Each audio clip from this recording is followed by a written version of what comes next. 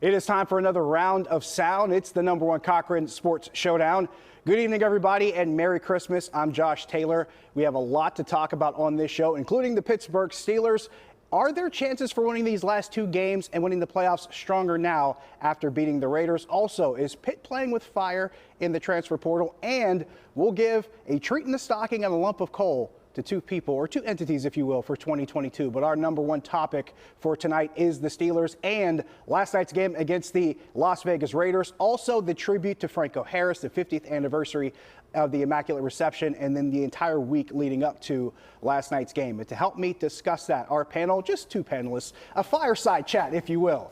On the left, from the Cook and Joe show on 93.7 The Fan, Joe Starkey. And then on the right, from the PM team, weekdays 2 to 6, 93.7 The Fan, is Andrew Fillipponi. This is an epic comeback for you. You were off the show for 5 years, and now you're showing up on Christmas night. The time was right. Making up for lost time. Yeah, the time was right. Look at this man with the tie. Look at that. I'm trying to be festive. I love it. It's a gift for my wife and kids. So I want to make sure I Yeah, we missed the holiday memo, Joe. I know. It's pretty festive around the building. But, Joe, making your resurgence like Duquesne basketball, I applaud you. Christmas night, what else am I going to do? Point taken. Spend time with your family? Yeah, there's that. I did enough of that today. You open the presents, then you fight, then you leave. Apparently we all went through that. So speaking of fighting and leaving, let's talk about the Steelers and Raiders from last night's game. Of course, in the middle of that was the celebration of the 50th anniversary of the Immaculate Reception. Also, the retirement of Franco Harris's jersey, which came 3 days after the death of Franco Harris, of course, early Wednesday morning. And that, of course, just created a whole new layer of emotion and a new layer of attention on the entire situation. But, gentlemen, I would ask this question. Joe, I wanted to start with you. Given the events of the week and the way last night's game ended, how did this all wrap up for you, given everything that took place in the last 5 days? I mean, a mixture, right, of sorrow and then joy in the celebration that I think, you know, the best memorials, the best situations like that are a combination of both, and that's really what it was. I thought the fans were amazing. I thought Art Rooney II handled the halftime so well, and then, of course, we had the sadness from the tragedy mixed in. It was all of that, and then the way the game ended. Yeah. It was a powerful, powerful week and really sad. Yeah, it wouldn't have felt right if the Steelers lost the game. You know, they walk in their Franco Harris jerseys. You know, they had a cause. They had a win one for the Gipper thing. We want to really celebrate the life of someone who's the consummate Steeler, the all-time Steeler, the guy that ushered in an era of Steelers football that was 6 Super Bowl championships and 4 in the 70s, and he's the guy who changed it from an organization of losing to one that won from the second he walked in the door his rookie year. So it wouldn't have been right had they lost that game. So to win it the way that they did, 13 points, just like 50 years ago, almost seemed too good to be true, like somebody was watching down on them to allow for that to happen. So just an unbelievable amount of emotions. To the Franco thing, I'm still stunned that the NFL Network didn't show it. To me, that was one of the worst aspects of the night, is that they promoted that as a part of the game, and then they left it for commercials. And almost made it seem like it was part of the tribute. I'm watching it with my wife at home, and it looked like it went from Art Rooney II talking in the jersey to the video. It's like, all right, here's the video, and then there's no video. Yeah. What are they doing? Yeah, they blew it big time. And that felt like the one piece that was really missing from the entire night, because everything leading up to it, then the halftime part itself and the way the game ended, that's like the one piece of the story that's kind of missing from that puzzle, so to speak. But then let's get to the game itself, because the way that started, you mentioned the tribute to the players wearing the jerseys to tribute to Franco Harris. Cam Hayward comes onto the field carrying the 32 flag in pregame introductions. Then this game starts, and if there was one guy who pretty much came shot out of a cannon in this game, it was Cam Hayward. I think with 7 tackles, 3 for loss, couple of sacks. He made impact plays throughout this game. TJ Watt mentioned he was in the backfield pretty much the entire time in this game. But it seemed like in the first half, Cam Hayward was the one guy that was playing, like making that effort to win this game for Franco Harris. Then in the fourth quarter, the offense comes to life right at the time that's needed to do, and they pull off the dramatic victory, just like you said, 50 years ago with 13 points.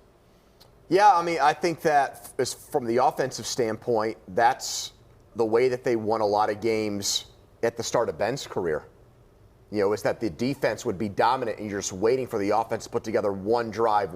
Is the quarterback, Ben, as a young player, going to make a few plays to win a game? And that's exactly what happened.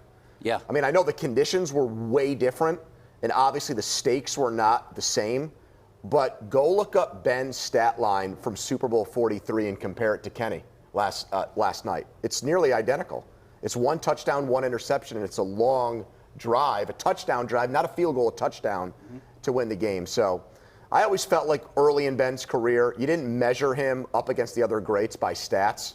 It's what he did when the game was on the line. And Pickett, as a rookie, for the first time, really did that Saturday night, Joe. I agree, man. Even early and late in Ben's career. Look at last year. Yeah, good point. You know, last year he would pull games out in the fourth quarter, and you're right. I used, in a column I wrote today, Ravens games from Ben's career where nothing happened offensively for the whole game, but the defense put him in position to make plays to win at the end, and that's exactly what Pickett did. I was really encouraged by Pickett, Najee Harris, Freiermuth. I thought Chooks had a great game against Max Crosby. He was in the battle. I was encouraged. If I'm a Steeler fan, I'm really encouraged by that for the young guys on offense. Pickens making the game-winning play. Absolutely. That was, what did Tomlin call it, grow-up night? Grow-up night. I think he called it, and it felt like it. And I know the competition hasn't been great. I know that, but there was a lot of pressure in that game last night for all the events we're talking about. Especially with the way it started, for the Raiders to go right downfield 8 Right. minutes and score a touchdown. It took, I think, whatever positive vibes were in that stadium went up in that moment. Here we go. Now there's a game to play. They just went and shoved it down our throat. And it kind of felt like a carryover from the last home game against the Ravens. Yeah. When that happened. And at the end, to have it come down to one final drive on Immaculate Reception night and have Pickett, I thought he made some great plays there. He just had a feel for rolling away from pressure, the one over the middle to Freiermuth, and then Najee was just a man possessed. Yeah. And I thought both of them, yeah. both of them afterward also in their NFL Network interviews, I thought handled themselves so well. Yep. Pickett's going to join Najee as a captain next year. I think it so. feels like this offense is in pretty good hands. Well, from a player standpoint, yes. standpoint, yeah. Because I don't think the offensive coordinator really bathed himself in glory again last night either. Player standpoint, yes. To your point about Pickett and Pickens, NFL Research dug this up. This was the 4th time in the Super Bowl era that a rookie quarterback threw a game-winning touchdown in a game that late to a rookie receiver. So you're talking about a connection that not only is starting to yield dividends on the team standpoint, but it's also a big historical moment as well. So this is what you're talking about, Mike Tomlin talking about that grow-up moment. This offense is really starting to mold. But specifically, he mentioned those guys. He mentioned Freiermuth. He mentioned Harris. He mentioned Pickens. He mentioned Pickett. He also threw Deontay Johnson in there. But those 4 guys, those are 4 first- and second-year players. These are guys early in their careers. Well, Pickens has got to get the ball more. But I found myself after the game thinking, we complain about a rookie receiver with a lot of talent who doesn't get involved as much. Imagine being a Raiders fan watching that game. Your season ends and Devontae Adams barely touched the ball. 2 catches on 9 targets. And their head coach is an offensive guru who was Right. next to Bill Belichick for 20 years. So that did put things in context a little bit for me. And I think we've seen with Najee that he had to have been hurt early in the year. Maybe it was just a discombobulated offense. He's a good running back. You know, he's a guy that you can win games with, win big games with. One thing I give Tomlin credit for with the offense in the second half of the year is he's managed running backs better than I think they ever have in game. For the first time, he's really done that. Yeah. I think Jalen Warren obviously brings a change of pace that makes them better offensively. Yeah. And they got Najee back in the pass game, too, which I liked. Yep. He hadn't caught a lot of balls. Yeah, that running back by committee is something we've seen teams do it over the years as far as it being a little bit more efficient, and now you're seeing it happen with the Steelers. Now, everything points to next week against Baltimore. Ravens week is coming up. That game has been flexed to Sunday Night Football. These 2 games now become more important. Can the Steelers win out and possibly make the playoffs? We'll talk about it when we come back. Stick around.